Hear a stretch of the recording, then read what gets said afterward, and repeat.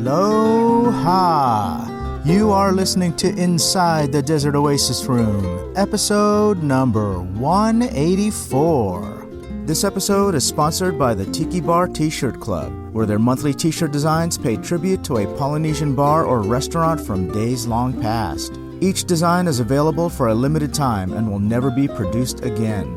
For the collectors out there, be sure to check out their subscription program, where they offer a discounted 3, 6, or 12-month plan, or you can always buy shirts one at a time. For more information and to check out this month's shirt, visit tikibartshirtclub.com. On this episode, we celebrate 20 years of the Book of Tiki. Join us inside the Desert Oasis Room as we chat with historian and urban archaeologist Sven Kirsten, author of the Book of Tiki, Tiki Modern, and Tiki Pop. Hear the stories behind creating the Book of Tiki, the early days of the modern-day Tiki revival, his thoughts on Tiki culture today, and learn about the exciting book projects he currently has in progress. As always, I hope you enjoy this episode as much as we did bringing it to you. If you enjoy this podcast, please consider helping us with your support during this challenging time. Stop by desertoasisroom.com to check out our merch or leave us a tip. Any purchase or donation, no matter the size, is totally appreciated and helps keep this podcast coming to you every week. Alrighty, let's get into this. Grab a cocktail and join us inside the Desert Oasis Room with the one and only Sven Kirsten.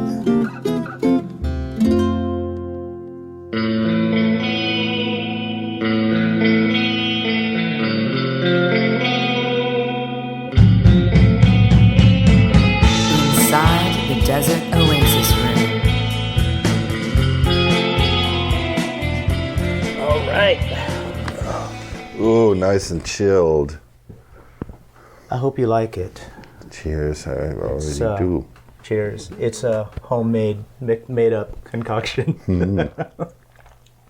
So, Sven, welcome back to the podcast. Yeah, it's been a while. Congratulations on 20 years on the Book of Tiki. I know. It's Time sure unbelievable. flies, right?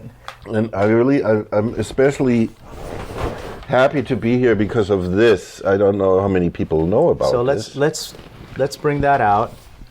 So this is my copy of the Book of Tiki. I often tell the story about how excited I was to get this book and how impatient I was for it to get finished. Right. So for the You knew about it from Oceanic Arts, right? from Oceanic Arts. For the people that don't know this story that I haven't told a million times yet, Sven and I met at Oceanic Arts at the counter when he had a stack of materials that he was borrowing from Bob and Leroy when he was writing this book. Right. And me being somebody that was a Tiki guy that would go to Oceanic Arts to always buy stuff for my collection, stuff for my shelves, decor, all that kind of stuff, I always felt like I was this lone guy that liked this weird Tiki stuff. And then one day I happened to be there when you were there, and Bob said, "Hey, this is Sven. He's writing a book." Wow, there's a card from Father Scott in there. I remember him from the Tiki Tea. Yeah, he married me and my wife. Oh, how He married me and great. Stephanie, yeah. What a sweet guy, Yeah, man. really nice guy. Where is he now? In like some... I think he is back in the United States. At one point he moved overseas. He was living Right. in India for a little bit. India. And I think he's somewhere in the Midwest, I'm guessing though. So you were the lonely guy that you, like you said, like your sisters were making fun of you for Sisters were doing making fun of me. doing that Tiki for stuff. collecting this crazy stuff. And what I didn't know was that there was this whole community Already, of you and Otto and Jeff Berry. Yeah. And I think Bosco was part of that too. When did you start going to the Tiki Tea? I mean, 1995, I think it was. we probably ran into each other there, and we didn't know each other. Probably. Yeah. Well, when you and I first met, I knew nothing about the Book of Tiki. And I knew nothing about this community that was gathering for these different things that you guys were doing back then in search of Polynesian pop, in search of Tiki. Tell me what that was like. What was it like in the 80s and 90s, the Tiki scene? Wait, we haven't really introduced your book yet. Okay, so let's do that. I said this is the book that got us together in a way. So Adrian was there from the very beginning. Even before the book came out, he knew about it, and he was impatient for it to come out. And it is funny because other people were too, and you heard that it became a running joke. So this guy's telling everybody this. He's going to do the book on Tiki, right? And I had been working on it for 8 years, and I started sort of like disbelieving it at some point too, because I was telling Bob and Leroy, hold on to your stuff, don't give it to anybody else, because I'm going to do the definitive book on it and stuff. And after a couple of years, they were like, yeah, you're going to, and it's like, and that makes it so much more sweet for it to have come out and to have become what it has become, because I'm sure there are lots of stories of people talking about these things and not happening, but it did happen. And they I just did a post on my Facebook page about how gratifying it was to give them something that represented their life's work, to show to the veterans that their work amounted to something, that it was valuable and basically art, Yeah. And they found a celebrity status, well-deserved celebrity status, after the book was released. Right. They were just these guys that were kind of under the radar, that had their hands in everything, that had built a lot of... They were Tiki in a sense. I mean, all the great Tiki temples across America, from the Maikai to the Kahiki to the Tropics Motel chain to the luau they supplied them all, Yeah. But let's talk about what you did. Adrian did something very special. He came up with the idea to carry the book with him to Tiki events and Tiki bars and have people from the Tiki scene sign them, with write a dedication in it. And, we should, maybe you should film some close-ups of it. I will do that. And cut into the podcast so people can see the actual signatures, and you can maybe do a commentary about who is that, and the situation and stuff. It was my way of meeting people that it was hard for me to meet people in the beginning in this Tiki community. Yeah, right. We already know each other, and then who's this guy? Yeah, exactly.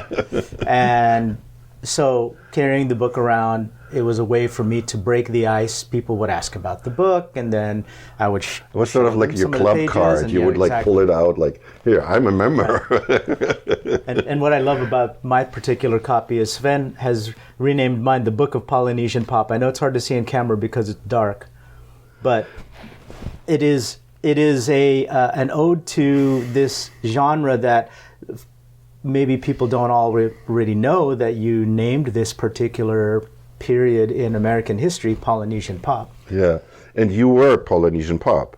That was your moniker. Yeah. You had just become a father, yeah. So you called yourself Polynesian pop, and that's why I signed it on top, and then said the Book of Polynesian Pop, because it's your book. Yeah.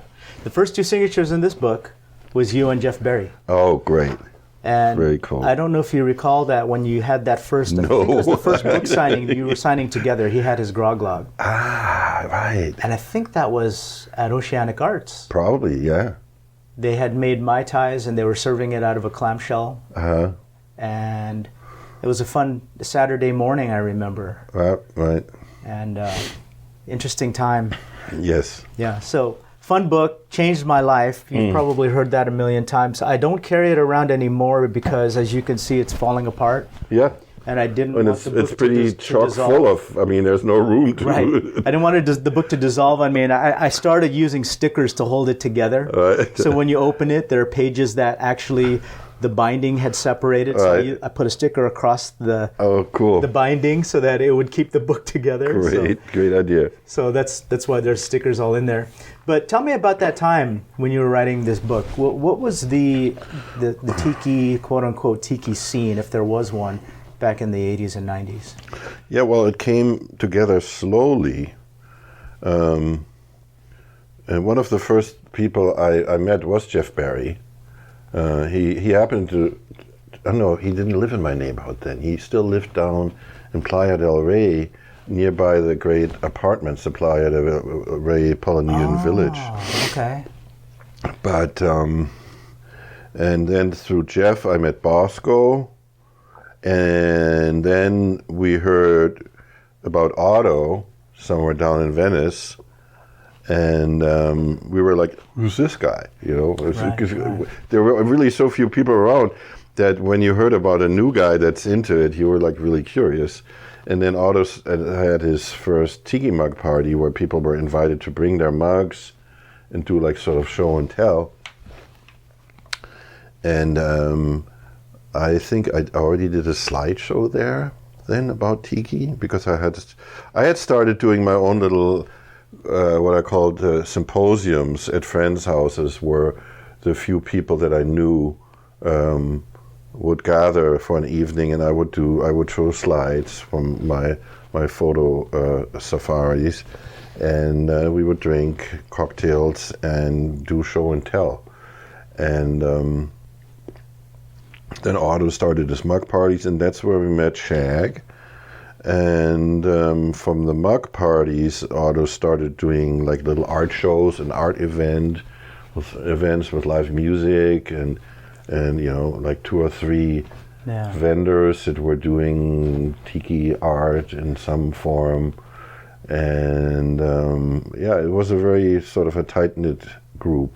When you met Otto, was he already doing Tiki News? Mm-mm. That started... you know, I don't know, pretty soon after, and, you know, I became the so-called editor of Tiki News. I didn't edit much. I did contribute, though, always at least one article.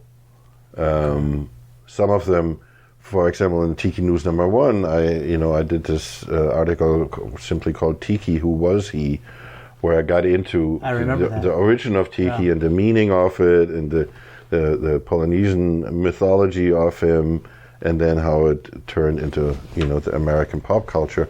And that, you know, some of these articles in Tiki News actually were incorporated into the Book of Tiki.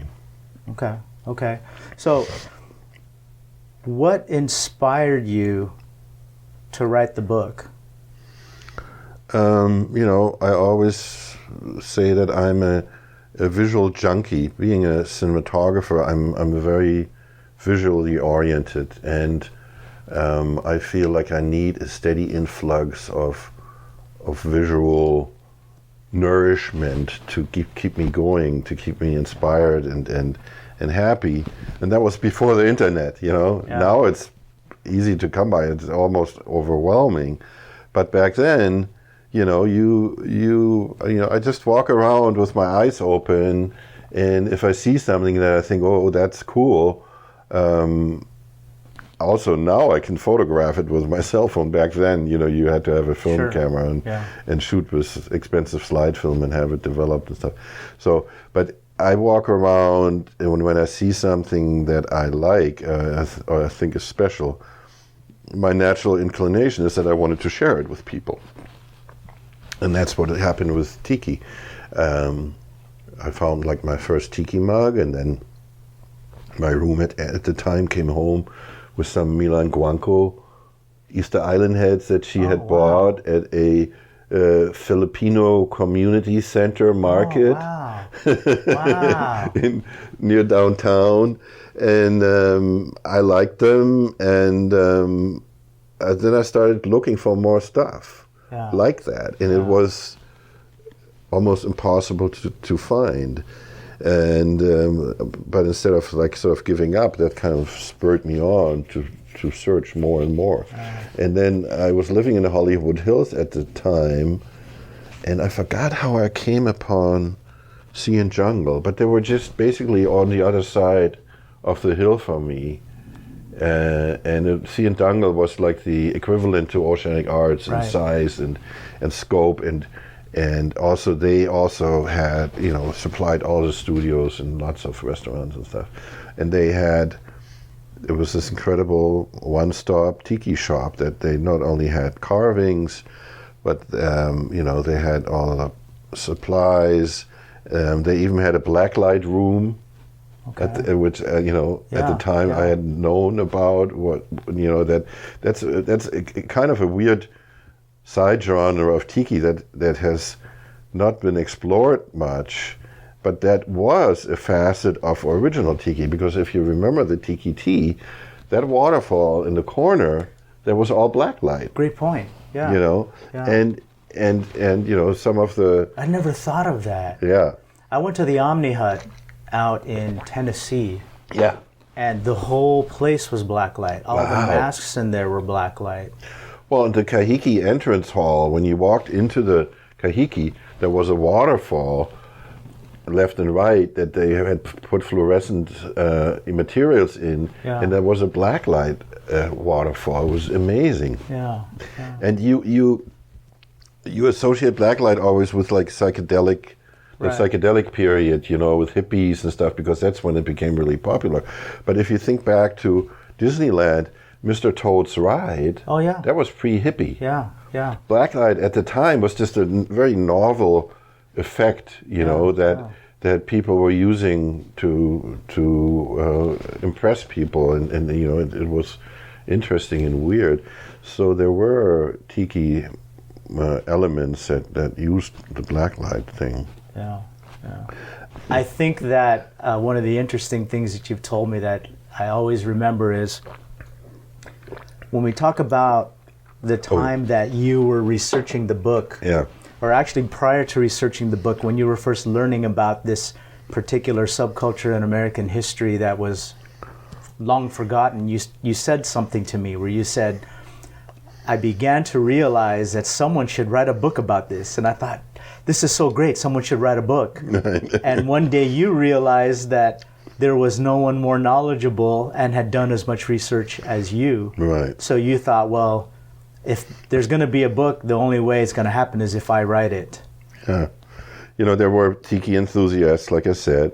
Our group, and Jeff Berry was already very active with his cocktail research.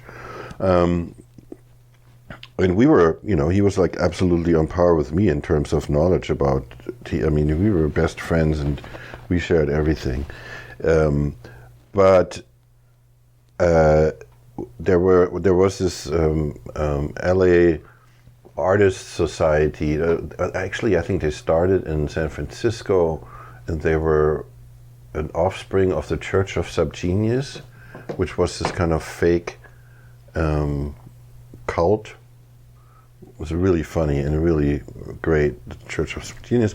Anyway, the Cacophony Society had these events, and they had this meeting at Bahukas, where a few people I knew, but also a couple of people that I had not met before, got together at Bahukas at this round table and started discussing tiki culture and doing like a show and tell, what they knew and stuff. And that really was sort of the key event where I realized, well, I haven't really found out anything new, and I know about, 50 times more than anybody there. Right. So maybe I should be doing the one who's doing the book about it, because I know more about it than anybody else already. And that was in the early 90s, in 92, I think. And that's when I started out specifically going out and photographing and looking for places and photographing them. When you were doing that, were you doing that just as a hobby? That wasn't for the book at that point yet, right? No, I think it was already with the idea of collecting material for a book. Okay. Yeah. I like the cheat that you said to me once. If you look at a skyline and you see tall palm trees, Right. you said there's a reason why there's a cluster of palm trees. Right. And it ended up always being some kind of an apartment, or maybe there was a restaurant that had, especially in the valley, landscaping. because the valley is this flat landscape, and I call it an urban sea. Yeah. And out of the urban sea, you saw these palm trees like islands sticking out of the urban sea, and you saw them because they were from apartment complexes that were built around 1960 in the early 60s. So anything later than that had the tropical growth was not as tall, Right. so they would stick out. Yeah. Yeah, I used, to be fair, I used Yellow Pages to find and looking for Hawaiian names for apartment buildings, but a lot of times I would just get into my 60 Buick LeSabre and I would cruise the valleys, streets that were on this grid, and just look into the distance and see if I found some. So this was this urban archaeology for you, Right. when you were doing the research for the book. Did the urban archaeology start when you were writing the book, or were you doing that before? Well, I obviously always had a knack for vintage styles and art forms, but I did not focus on really researching them, and so I would say no. It's definitely started for the Book of Tiki, and that's where I came up with the name. Urban archaeology was such a perfect metaphor of these forgotten, Right. apartment buildings where a lot of the tikis were like overgrown or fallen over, Right. that were just real archaeological sites of from Polynesia or the South American jungle, where you'd find a hidden temple in the jungle. One of the illustrations, I shouldn't say illustrations, photograph in the book is of a hedge. It just looks like a bush. And then in the second photo, you pull back. That was actually Jeff Berry. That's Jeff Berry's hand pulling back the foliage. And then there's an eye of a tiki Right. that the bush has grown over. Yeah. Well, that was particularly funny and telling, because we later on talked to the manager of that apartment complex, which was the Outrigger Apartments on Rosemead Boulevard. That's since, of course, has been renamed into some other fancy name that has nothing to do with Polynesian. But the manager proudly told us, that they got rid of all the tikis, but this one was a support post tiki, so they couldn't get rid of it. They had it grown over on purpose because as the manager put it, it would date the building. And of course, when you're running, any kind of business doesn't want to seem outdated. Sure. Hotel or apartment buildings and stuff like that. Yeah, people always want what's new and modern. Yeah. Yeah. No matter how bland and boring and generic it is.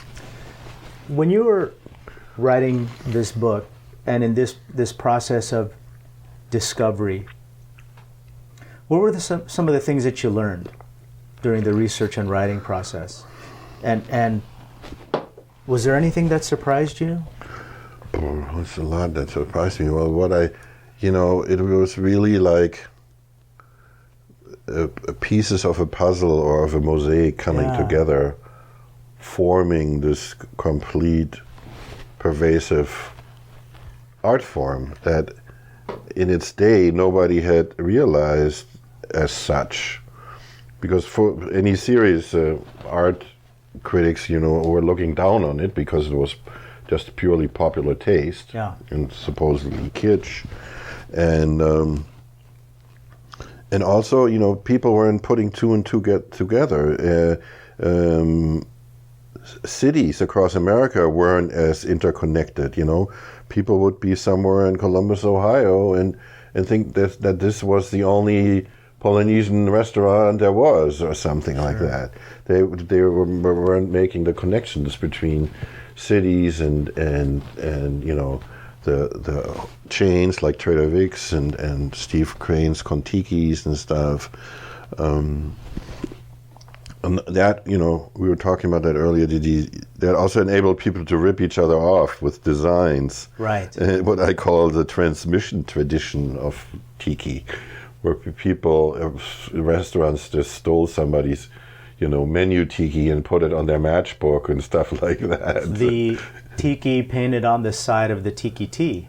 Right. Was also on the menu for the Kontiki. Yeah, Stephen Crane's Kontiki. Yeah, that's where it originated. Yeah, and so the Tiki Tea ripped off their logo Tiki, which is great because it survived. You know, and that's common. And I was happy to make a mug for them out of that logo Tiki, where that's holding the bamboo mug. You know, it's clearly the god of the cocktail. Could some of this also have been that at the time, the suppliers for, say, the tiki mugs they were using, you had Orchids of Hawaii that had a catalog of designs, and maybe they said, well, that's our new logo right there. And then another restaurant maybe in Illinois said, that's our new logo right there. It happens to be the same tiki because they could get a mug of it. Right. It's not, you know, they didn't really rip off the logo tiki completely, but one of the most famous ones is the Tiki Bob's mug for that Elvis, you know, Blue Hawaii movie distributor convention. You know, it had nothing to do with Elvis, and it was clearly the logo mug for Tiki Bob's that was taken from the menu design and the statue outside of the bar. But, you know, someone saw it in the catalog, like you said, from the, you know, the movie distributors organization and said, I want that for our... And now it's like one of the most valued tiki mugs out there. And speaking of Tiki Bob, there are variations of that mug also been reused in, I think, is it the Bali... Oh, the Bali High in New Orleans. New Orleans, Then Lake Pontchartrain, Bali High. They had their own... So even Tiki Bob was reused. Yeah. It's an outrage. When you were writing this book, I know that it was all inclusive of everything that you were learning along the way, but there had to be a couple of things that you learned afterwards that maybe the book had already been published and you thought, darn it, I wish I could have included that in the book. Was there anything that like that? Or anything that you regret not including? Well, you know, there's like slight variations.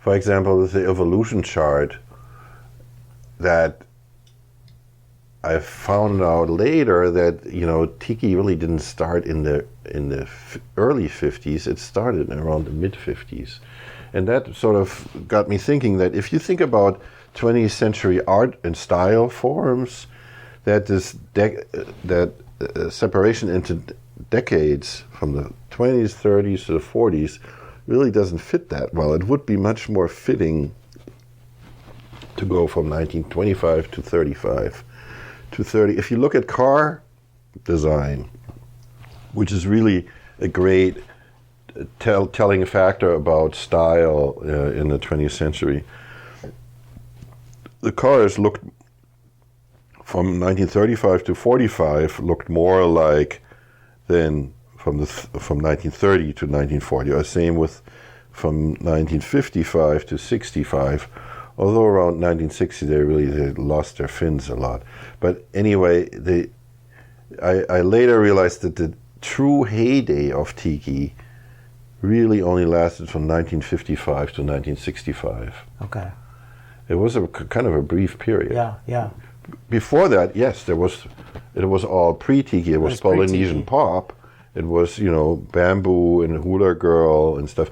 But the logo of the tiki figure did not come into, you know, widespread use, and it did not replace the hula girl as the theme figure of Polynesian pop until around 1955. And Tiki Bob's was one of the main factors, but the Trader Vic's menus are one of the clearest indicators. When you look at the early 40s menus with all the hula girls and natives, and then all of a sudden they became, you know, the Maori Tiki menus, and then the whole history of Don the Beachcomber and the Mai Kai. Don the Beachcomber.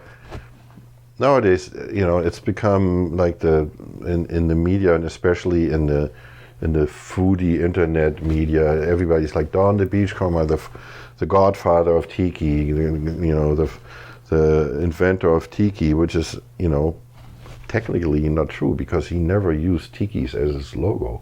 He was the godfather of the Tiki cocktail, and of the atmosphere and the whole environment. But the Thornton brothers were the ones that took the cannibal tikis from him, that he just used as one of many things in his operations and in his print media. And the Thornton brothers made it their logo, of the logo of the Mai Kai. And when did that happen? Around 1955, when they poached, the complete management and crew from the Don the Beachcomber in Chicago to, start working at their new Mai Kai, and with that, they saw the cannibal tikis, and they became, the logo tikis for Mai Kai for a long time. Yeah. Wow, that's interesting. Do we know who the first? I've heard Tiki Bob be credited as really kind of the first Tiki mascot or Tiki logo. Well, there's, in a way, because it's also in the name, that's another factor. Once the Tiki logo became more, the icon of Polynesian pop, the name started popping up more. Yeah. But there was actually this place in Seattle called the Kahlua Room. Yeah, the Kahlua Room. That used the same tiki on the outside, and that was 1953, so they were early, but ahead of their time in a way. Yeah. They used it on the outside of the bar, on the menu, and on the matchbox, so you could say that was like the first example of a logo tiki, but it doesn't mean that it really took off then. It didn't really, all come together until around 1955. 55, yeah. If you could have a time machine, what would your top 3 no longer existing tiki destinations be? Tiki Gardens in Florida. Tiki Gardens, okay.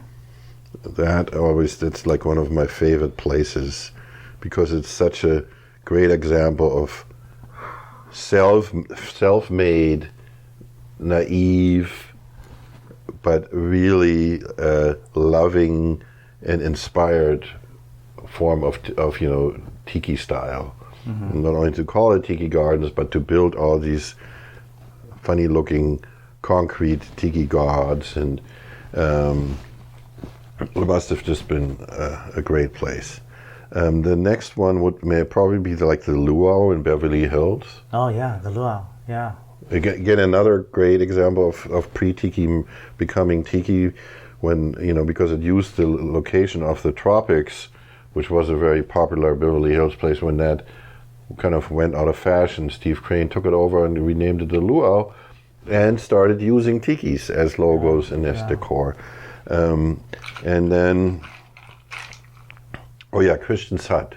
Christian's Hut, yeah. Christian's Hut, that, At the Isthmus? At the Isthmus, and then also any of the locations, the one in Newport Beach was really like I call them tiki power places. Oh, now you've got me remembering the Lanai. The Lanai in San Mateo. Oh, God. I've heard stories. I've never obviously been there. Yeah, you hear these stories of people going there. They remember it from their childhood, and they must have been so impressed. Yeah. And I've seen some photos of the murals of a whole wall that's with a port, an exotic port of call with a big Chinese junk. Yeah. Beautiful painted murals and stuff like that, and they had one of my favorite things that hasn't been done much are the day to night backlit bar murals, like the Konakai had. Yeah. They had one of those where we would sit at the bar and there was this Polynesian landscape with a palm tree and volcanoes and stuff, and there was the lighting effect of it changing from daytime to night and back. I think I'd like to see the Konakai. Yeah, those were painted glass paintings actually. Did you see? Have you been there? No. When did they close? It was 90s, right? Not that one. I didn't. I've been to in Chicago. Chicago. I went I'm there. talking about Philadelphia. Yeah, in Philadelphia. It closed in the 1980s sometime. Oh, 80s. Yeah. Because I've seen the photographs. I don't know if they're postcards, but man, that place looked so elaborate. It had running water, waterfalls, bridges. Everything. It had all the carvings and the tikis. It was the flagship for all the other Konakais. The Chicago one was great too. It had bridges and water and waterfalls but the Philadelphia one must have been a sight to see. I think another time machine Sure. thing you would want to visit. Three choices are hard, so I'm gonna give you more than three. Yeah, that's I think one we're of at them. 6 right now. Right. Of course, I never got to see the Kahiki. I missed the closing party and I had intended to go, but I had at the time the timing was bad. I had just bought a house. My son was just born, and I was flat. What? You bought a house instead of going to the right? Kahiki? I was flat broke. and in retrospect, I should have just thrown it all on a credit card and gone anyway. But I think also I'd like to go back to Don's Beachcomber on McCadden Place. Oh yeah, that was and see the first one, right? The very first, the thing that started it all.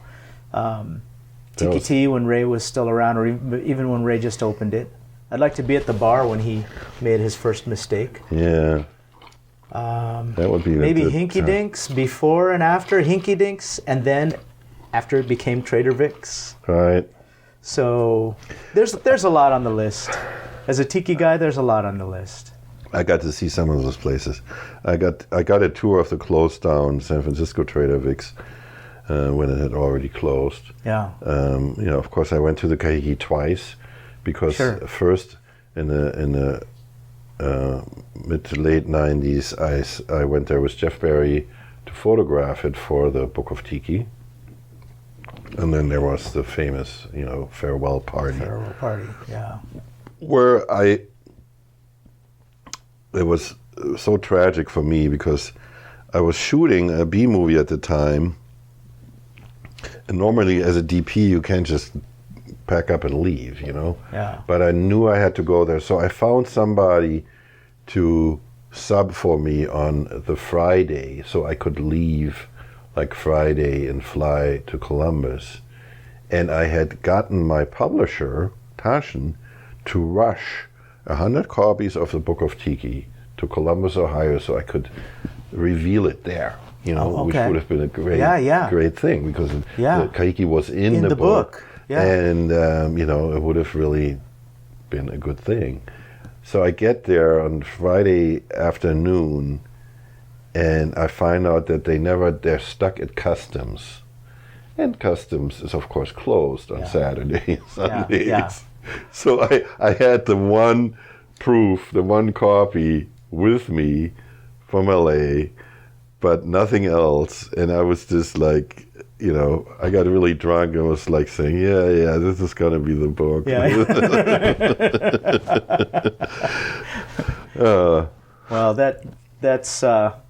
that's the way life works sometimes. Yeah, and you were going to ask me about some of my regrets, and you just tipped me off to one of my greatest regrets was that I lived up the street from Don the Beachcomber, the original Hollywood Don the Beachcomber, in the Hollywood Hills. I mean, I literally would have just had to go down the hill and make a right on Highland, and then I probably saw it driving by on Highland, although it was the backside of it was 1 block away.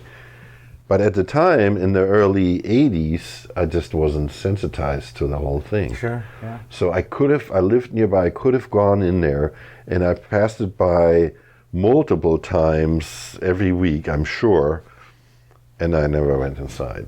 It still kills me to this day. There's stuff like that with me too. That I wish I knew then what I know now.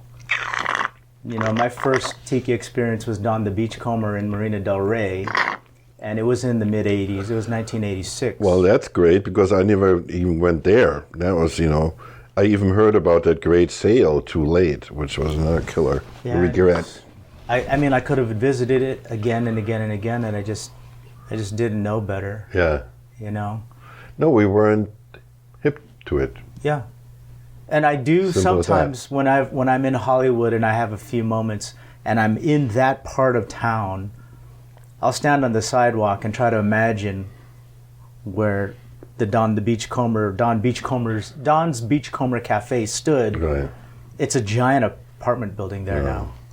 Well, when I finally found out about it, it was a parking lot, and it still had the Don the Beachcomber parking sign. Yeah, the sign. Yeah. I photographed that. Yeah. But I that's think I what saw that photo. You posted that on Tiki Central, yeah, right? that was all that was left. Yeah, yeah. The parking lot, and it's so funny because it said parking. They didn't destroy it, you know. Right. Because they were too cheap to build a new one, so they left up Don the Beachcomber parking. So speaking of Tiki Central, 2000 rolls around. The Book of Tiki is released, and it was a unique time in our lives. Like the internet was something that we started logging into every day. Right. And Tiki Central had started sometime around that time. Book of Tiki was released. Soon after, Otto started doing Tiki Oasis events annually. Let's talk about that time a little bit. What are your thoughts about looking back now when all of that was just starting to pick up steam? Well, it was very rewarding to see so many things happening, but it really didn't dawn on me that there was, something bigger coming up than this. You know, it was. I mean, Tiki Oasis. First Tiki Oasis was like 50 people. Or yeah, I remember. Like, you know? Yeah. 50, not 500, or 5,000. 5,000. 5,000 is probably closer to the number these days. And the same with everything else, you know. It was still fairly contained. Yeah. And it was nice to, on Tiki Central, to meet other people that were into it. And, you know, some of the great collectors like Sabu and Tiki Kate, contributing stuff and filling in the pieces of the mosaic that were missing of the puzzle, and you know, me finding still to this day I'm amazed that every now and then something pops up that I have not seen before. You know, it's rare. Even now, huh? I remember on those early years at Tiki Central, there was kind of a little bit of a complement between the Book of Tiki and the research you had done over that decade prior to it being published, and how it influenced people from their parts of where they grew up or their parts of town, supplementing what you had discovered. It showed them what to look for, basically. Yeah, they were encouraged to do their own urban archaeology and look at their old photos, and they started pulling up menus and postcards, matchbooks, things like that. Right. And I thought it was kind of neat to see that some of the stuff that you did, oh, you know what, there were some things just like that over here that, and I remember you commenting on that, wow, this is great that I'm seeing things. Yeah. Because most of your research was done in California, right? Well, yeah, no, I mean, you know, the Kahiki and all the Trader Vic's locations across the United States, and I would say, you know, my like apartments and stuff like that. The research was all situated around Colorado. But I did go also in the 90s. I had a camera cinematography job up north in Tacoma. And wherever I went, I started looking for tiki places. Right. And I photographed a lot of great tiki apartment buildings around the Tacoma, Seattle area that are not there anymore. Yeah. You know? So what was really great about the Book of Tiki and Tiki Central coming out, it also paralleled the rise of eBay. Sure, that's right. So the Book of Tiki raised a whole new generation of collectors that in turn I could rely on for my next books, because I'm proud to say that I assiduously avoid to double up imagery in my books. So some people maybe have not bought Tiki Pop because they think, I already have this other 2 or 3 books, but at the most there's maybe like between 5 and 10% of images that I had in other books in any of my new books, and everything else is new. And I was able to do that for Tiki Modern, which came out in 2007, 7 years after the Book of Tiki,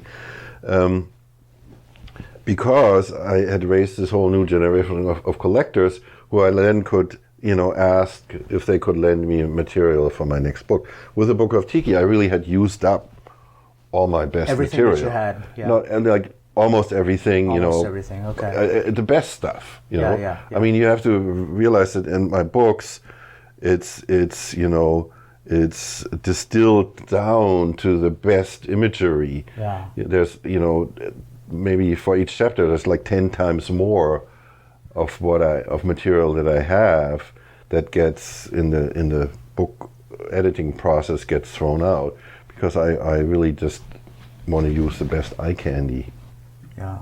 Have you thought about the influence of this book with the things that surround us today? So, and I made a note of this. So, for example, how much it's influenced the local art scene, the craft cocktail movement, bar and restaurant theming, thrifting and collecting, urban archaeology. It's influenced so many things. Have you ever thought about that? Well, it's kind of mind-boggling, to be honest with you. I mean, when you consider that if this book were not read, how many of those things would not have been influenced to what they are today? They are to us, because it's still a very tight scene, and comparatively, and I'm talking about mass pop culture, and you mentioned so many aspects. I don't know where to start. Craft cocktails, of course, they were mostly inspired. The craft cocktail scene was inspired by Jeff Barry's research, who, by the way, I don't know how many people realize, wrote the cocktail chapter in the Book of Tiki as my only guest author. Very nice. And it's interesting though that, again, in the recent years it has become more and more clear that the new generation of craft cocktail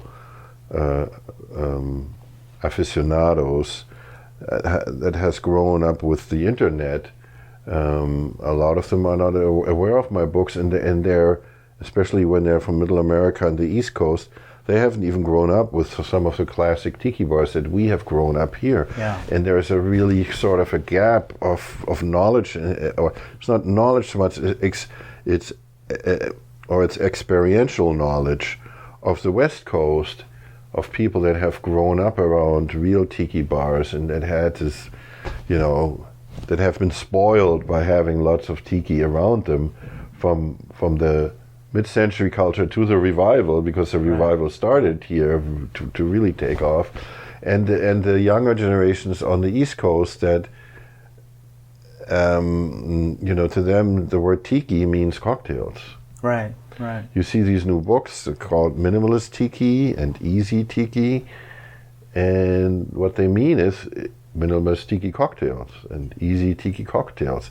But no, to them, tiki equals mixology. Although Jeff Barry's books certainly are not at fault, because he had the knowledge, and in Sip and Safari and some of the other books, he really digs deeply into the history and into the culture. And Martin Cate did a great job with, his book of showing the whole universe of Tiki. Yeah. But I think if you haven't really experienced this live and stuff, it's all this stuff, and also they can't get it like we can. It's not accessible to be. You can't, go to Oceanic Arts and buy it. Right. And then you start to focus. They started focusing on the drinks, and then that was Tiki. Yeah. It's kind of strange because I've always looked at your book as something that documented an art movement. Right. Not cocktails. Right. It's this forgotten art movement that was very much a part of American history, that when I first started going through the book, I thought, oh my God, I had forgotten about this and I had forgotten about that. And oh yeah, I remember this from when I was a kid. Right. And it's amazing to know that without that book, a lot of those things would have just been lost to time. Like they were before the book came out. There was no. I just said that on Facebook. It's hard to imagine of nowadays because within one mouse click you see thousands of things. There was nothing. It was a total black hole.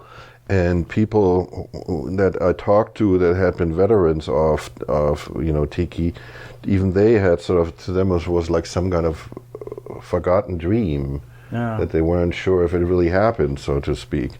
And it's hard to put yourself back into the moment of the 80s and 90s when there was such a thing as Tiki. Even the term, it wasn't called that. Yeah. It was called Polynesian style. Sometimes it was called Kon-Tiki style. Yeah. But the fact that really the Tiki, and that's still the essential point for me, is that the Tiki figure was the key logo of this whole movement. That really wasn't defined to that degree. Do you think the timing of the book, so it came out in 2000, and I know the book was instrumental in saving a few spots from changing their style or their theme. Like, for example, the Caliente Tropics, we've talked about this before.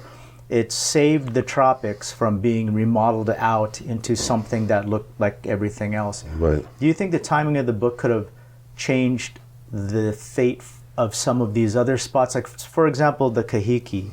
If the book had been released sooner or, in a different period, could it have saved other things, you think?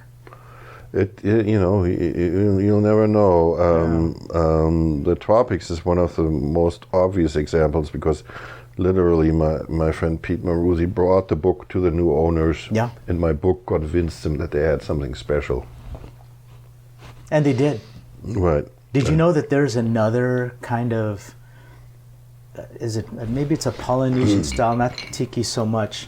It's also at Ken Kimes Motel, which I believe it's somewhere in India or something. Do you know about that one? There's another tropics. Boris took me to it. Well, you're talking about the tropics in Modesto. No, also in Indio. In Indio, okay. There were 5 tropics in desert cities. Indio, Blythe, Modesto. Oh, and there was one on Rosemead in LA too. Oh, in Rosemead. That one was one. I didn't get to see that one. Wow. That went right away. Rosemead Boulevard just had so much Tiki stuff on it. I know. It's crazy.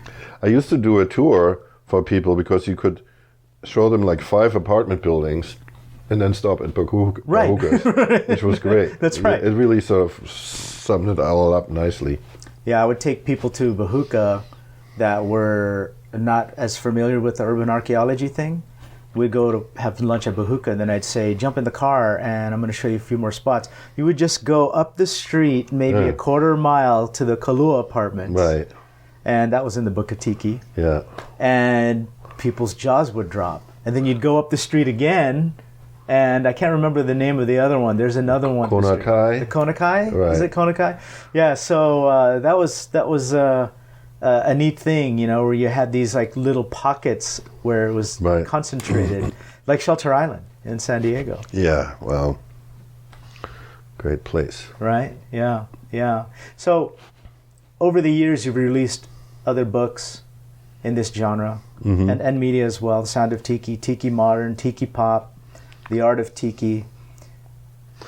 When you wrote these, were these written as you learned more about the subculture? I know that you said the Tiki Modern people were contributing more content. Was this also just in response to the growth of the popularity? Or is it both? Both. But also, my need to share my findings. I had found my first Whitco catalog at Oceanic Arts, and I looked at it and I was in total disbelief. And I was like, this can't be, people couldn't have, could decorated their houses like this. this looks like a music video set for the Cramps. Right.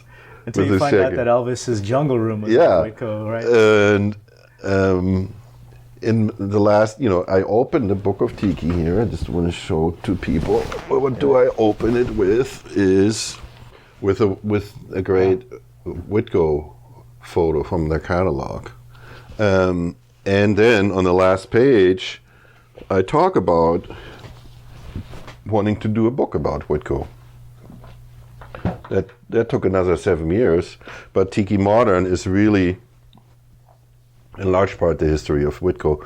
But I also, it is, I think, one of my favorite book because I'm equally inspired by mid-century modernism, and in Tiki Modern I got to show how both of these unique, stylistic forms existed at the same time. They were the opposite end of the spectrum. One was about modernism and jet age, and sparse design, and the other one was this totally Baroque primitivism. Right. But they were, people needed to escape from one to the other and back and forth, and they coexisted. They coexisted. So there's a great photo in here, actually. I'm going to go back to the book, and it's also towards the beginning of the book. Aloha Joe's, or this one, where you have. So this is the photo that I'm referencing. We have a coffee shop, modernist-style coffee shop, boogie coffee shop. Yeah, with a primitive carving there in the foreground. Yeah, so Ahmed Davis. Yeah, I find that it's almost like milk and cookies. Yeah, right? They almost go together perfectly like that. So that was that. But for example, you mentioned The Sound of Tiki, my CD. I felt the need for that because initially I wanted the Book of Tiki to have a chapter about exotica. Right.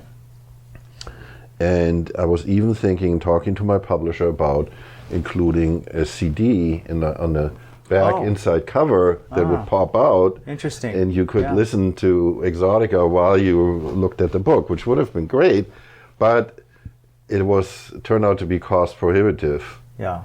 So although Taschen, I'm very happy with Taschen because they create these thick, full-color books that really are horn of plenty of images.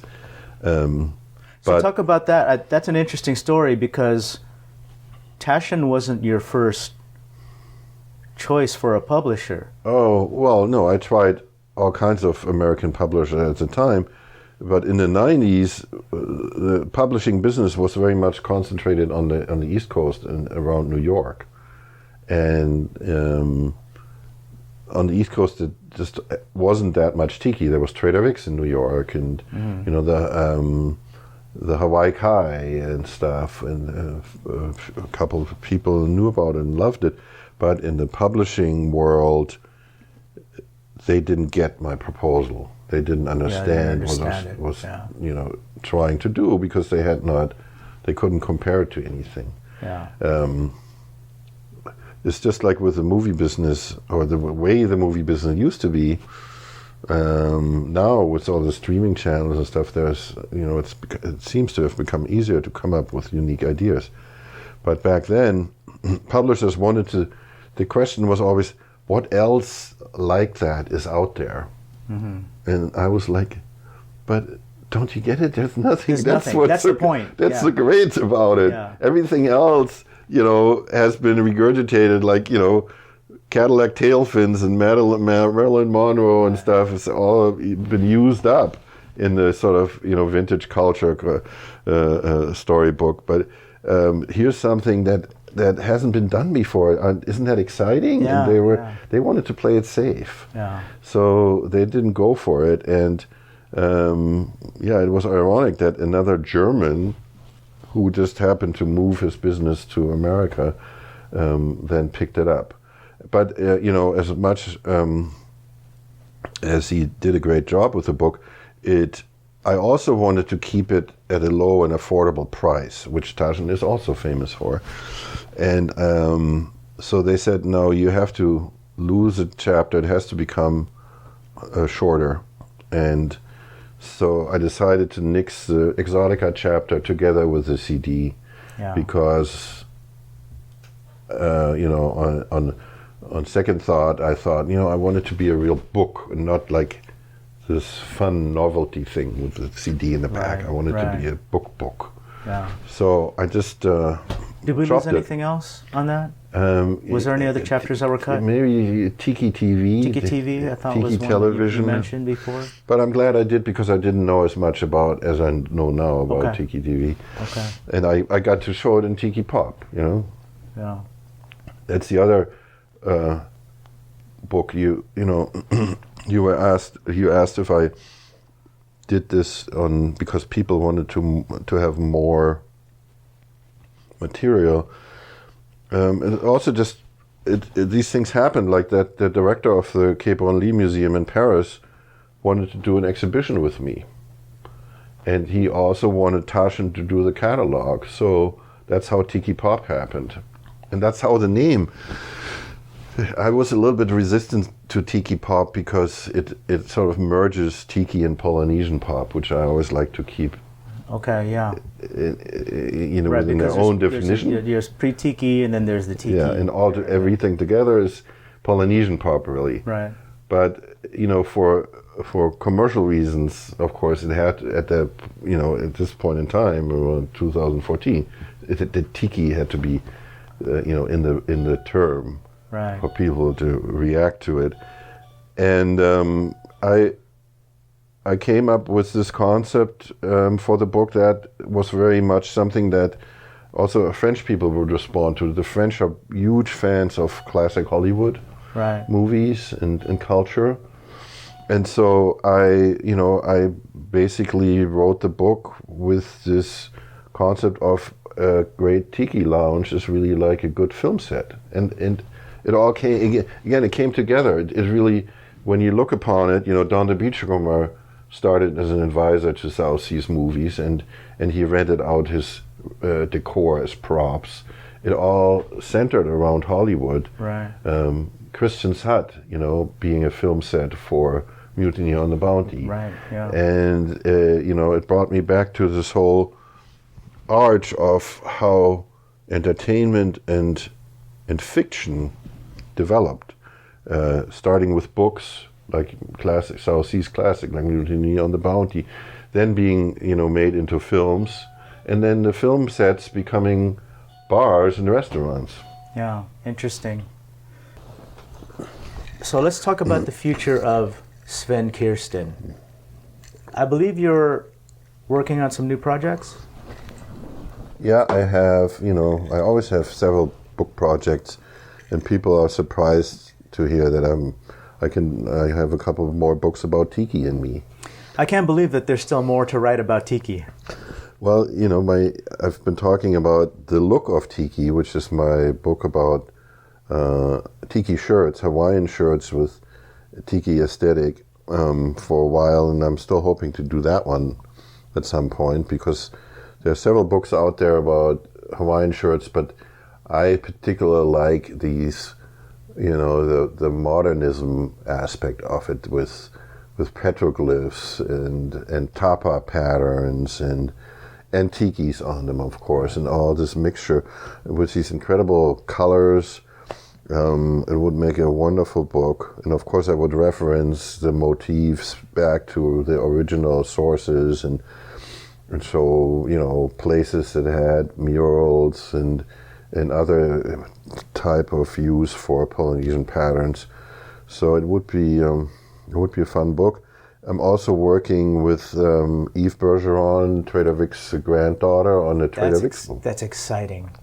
That's exciting to hear. Yeah. Because, you know, she is one of us, and she has saved and preserved a lot of material that would have gotten thrown away otherwise from the company. And Trader Vic had his own style. His style was very unique to Trader Vic's. It was different than all of the other Polynesian pop palaces. Yeah, it was, you know, it was sort of upscale. The Trader Vic's was an upscale place. Yeah. And of course, you know, the whole nautical aspect of the trader comes into it, which is cool. And you got to photograph Trader Vic's in Atlanta. Atlanta, you know, earlier this year I was at Inouye, the Tiki Weekender, and I got to go with Eve into the Trader Vic's Atlanta when it was empty still, and take my time to photograph it. It was lovely. Very nice. Yeah, I've been to that before when I would travel to Atlanta for business, and what I love about that Trader Vic's is they have their own button in the elevator. I know, with a little carved plaque that says Trader Vic's. So I think it's the only place like that, right? That's pretty cool. I know. It's great because, you know, it's like really like you're going to a different place when you go down to the basement and where the elevator says Trader Vic's. Yeah, and you open and the doors open. And you're there. Yeah. You're in another. You've been transported to another world. Yeah. And the one in Munich is wonderful. It was built in 1974. It's in the basement of the hotel. Which one is it? Is it the Four Seasons? It's a really posh hotel in Munich. Okay. And it always had like an upscale clientele. That's what allowed it to stay open. And they haven't changed a bit since 1974. It's amazing. When you post photos of that, it looks unbelievable. It's like going back in time. It's something that I've always said that I want to go see. So I'd love to see that with you, and of course our friend Jochen, who's there in Germany as well. I keep telling him that the next time I get out there, I'm going to bug him about taking me there. So I miss it. That'd be a fun time. It was one of my favorite go-to places when I was shooting there, to go sit at the bar. I think the great thing with Trader Vic's is have all these little tidbits and then the cocktails together. Yeah. And order a little bit of that more and a little bit of that. And That's great. Very nice. So that's the Trader Vic's book. But then I'm also veering off Tiki to another pet subject of mine, Mayan revival style, which was a 1920s to 30s phenomenon in America. When Americans were in love with Mayan and Aztec culture, and every city had at least, you know, one of those built the movie theaters, like the Mayan Theater downtown. The Mayan downtown. That's a beautiful theater. And it's from 1927, and it's still unrenovated, which for Los Angeles is amazing. And it's always been active. It's never closed down. So I remember in the 80s and 90s, it was a nightclub. And it's it's floor to ceiling, like a tiki temple. It's so baroque, full of, you know, every surface is sculpted in Mayan style with glyphs and statues and. Yeah, wow. There's a lot of this around LA now. You know, I never noticed this before. You have an eye for this because it's something that's always existed in my subconscious. And when you started mentioning this to me a while ago, that you were working on this, I thought, of course, why didn't I see this before? Right. It's always been there. Like the Aztec in Monrovia. Aztec Hotel, yes. I've driven by it 100 times. And I think that there's, what's the name? Is it Frank Lloyd has a... Yeah, Frank Lloyd Wright had his phase here in L.A. where he built several, you know, and he had this interesting take on it that was very modernist, ahead of its time. He didn't call it Mayan outright, but it was clearly a phase, and he was influenced by that. Okay. He was just too smart of an architect to say that he was subject to a trend. He wanted every piece, one of his buildings be his own creation. So he never credited Mayan or Aztec design. Interesting. So there's a lot to discover there too. So I expect that once you start doing research on this. Oh, it's already laid out, the book. Oh, it is. Yes. Oh, do we have a publish? Yeah, it's going to be Correro Books. Okay. From London that did. They did the Home Bar book with Kelly and Tom Morgan. Okay, yeah. And they did books with Derek Yanniger. Okay. So that's going to be. I'm really happy about that book. That's going to come out. Do you know? Hopefully next year. Without giving away some of the content, do you know how much of it mirrored the Polynesian pop kind of stuff? Well, it wasn't. Were they doing like with the Polynesian pop stuff? It had permeated everything from dry cleaners to apartment buildings. Not to that degree, because what it never really entered much was the restaurant and bar business. Yeah. And as we know, from the revival, that's a food and grog is a large part of what gets people going. Right. Even to the degree that cocktails are just more important to some people than the whole culture. Right. As I said, booze always wins over art. But that's okay, as long as the art, continues to exist. And no, but Mayan revival was mostly an architectural style. Okay. So I don't predict some kind of huge revival like it happened with the Tiki revival, but still it's just an absolutely and the personalities behind it, the architects and it permeated a lot of aspects of American life in its day, and because it was so much longer ago, it is even more forgotten. And it was also a little bit harder to dig up. Yeah, I bet. And even harder to dig up stuff, although there are books out about it already, is one of my next books after that is going to be on American fraternal orders and secret societies. Wow. So you're doing this whole series on American subcultures. And exoticism, Exoticism, okay. Which is in this age of cultural appropriation accusations is a very touchy subject, but I just love that stuff. When Americans were in love with a foreign and exotic culture, and they wanted to recreate it in their own way, without wanting to own it or wanting to, make a buck of it or any of these. Yeah, they just wanted to celebrate it and enjoy it for what it was. Yeah. And all these things are disappearing more and more in today's America, and everything is being replaced by this bland, mech architecture, where you see boxes upon boxes going up, and I mean, driving here, you just you don't know where you are, because all you see are these shopping centers with these towering signs of the same stores every couple of miles, and it all looks the same. And all these different exotic styles, they're an antidote to that genericism, and people want that and need that. When we were chatting earlier before we started recording, I had mentioned one of the things I remembered growing up was the Western theme that had seemed to permeate a lot of things. Right. So we had these Western-themed restaurants, and we had Western-themed shopping centers where I remember they put the planks down where we would walk these boarded floors or whatever you want, boarded sidewalks. There were stores like Miller's Outpost they used saloon doors for their dressing rooms, and it was all Western themed. It was all pure romanticism, Yeah. furniture, with these wagon wheels, Right, the equivalent to the rattan furniture that we sit in. Right. They had this great wagon wheel furniture. Right, and all this thematic stuff that doesn't exist as much these days because, like you said, everything's being genericized into a beige stucco box. Oh, beige. What's even worse nowadays is the black and gray look. Like a gray stucco box. Yeah, they start painting buildings. And that in freaking Southern California.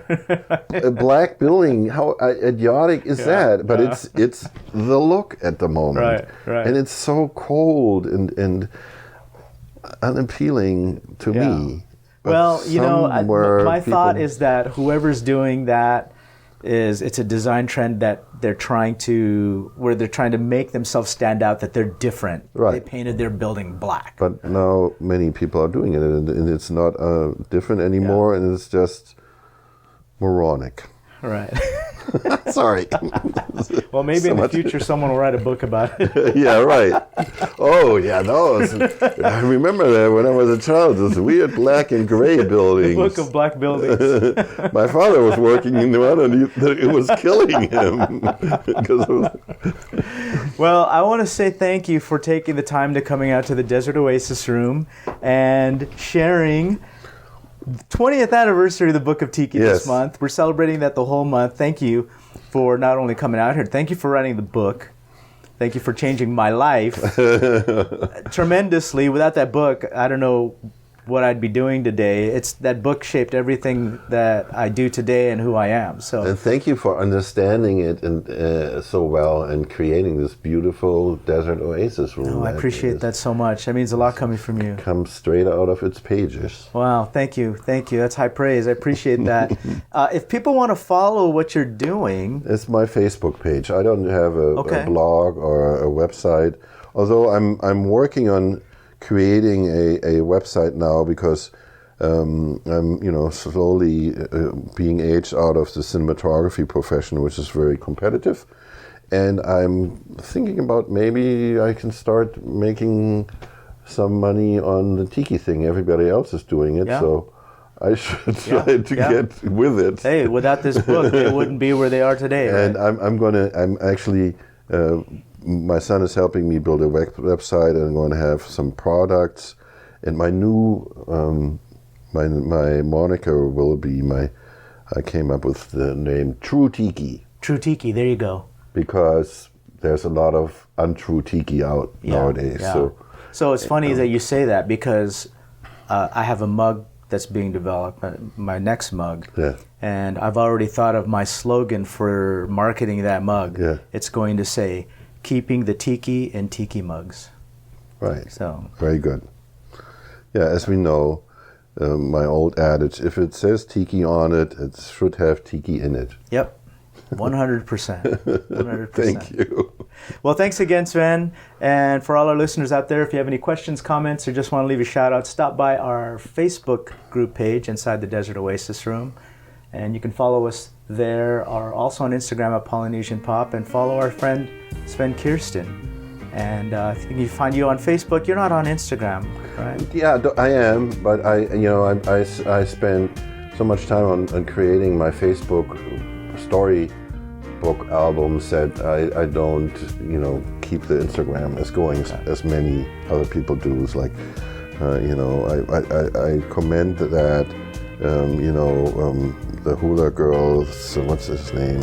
Spike. He does some great stuff on Instagram. It's really funny. And some people, post photos of their home lounges, and that's great. Yeah. I have so much stuff. I have to focus. You've got what, 4 books you're working on now, right? I think I've got 4. Specifically, the next one's going to be a Mayan revival. Then I promised Eve that we're going to do the Trader Vic's, but I'm also, very far along with the Secret Society one. Okay. So, and then the Hawaiian shirt. That's on the back burner as always. Okay.